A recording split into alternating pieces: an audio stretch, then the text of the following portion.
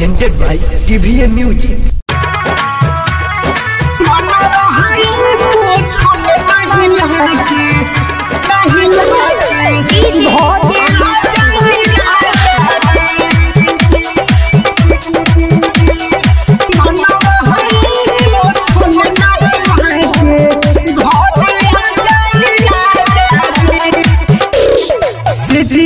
सुख सैया बोली कैसे मिहिली छोड़ के यहाँ जाही राजा जी दिल्ली छोड़ के यहाँ जाही राजा जी दिल्ली सेजिया के सुख सैया बोली कैसे मिहिली छोड़ के यहाँ जाही राजा जी दिल्ली पवने गलती के रहुआ हमके देता नहीं साजा जी कि मना नहीं लागे घोड़े आ जाए राजा जी कि मना बहाई को छन नहीं लागे घोड़े आ जाए राजा जी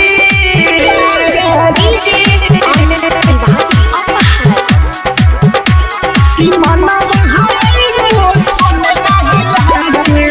घोड़े आ जाए राजा जी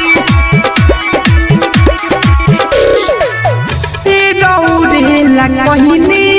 हम कितना इंतजार जी नहीं चाही पैसा बाकी चाहिए राउर प्यार जी बात तो कमी तू बताओ ये पिया सीनावा से साथी के जुड़ा तो जिया एक बारी हम के ताकि के देखो आई महाजाजी कि मनवा को छन नहीं लागे घोड़े आ जाए राजा जी कि मनवा को छन नहीं लागे घोड़े आ जाए राजा जी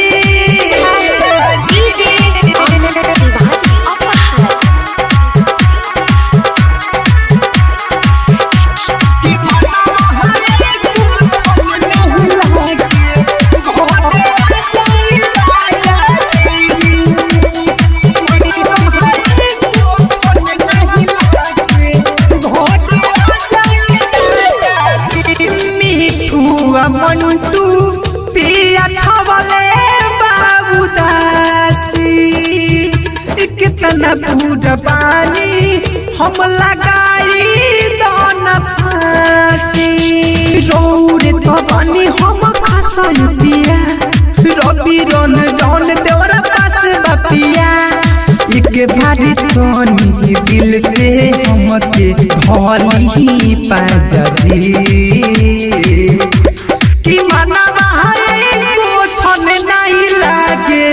घोड़े आ जाए राजा जी कि मनवा को छन नहीं लागे घोड़े आ जाए राजा जी मिठास रिकॉर्डिंग स्टूडियो सिकटा बाजार।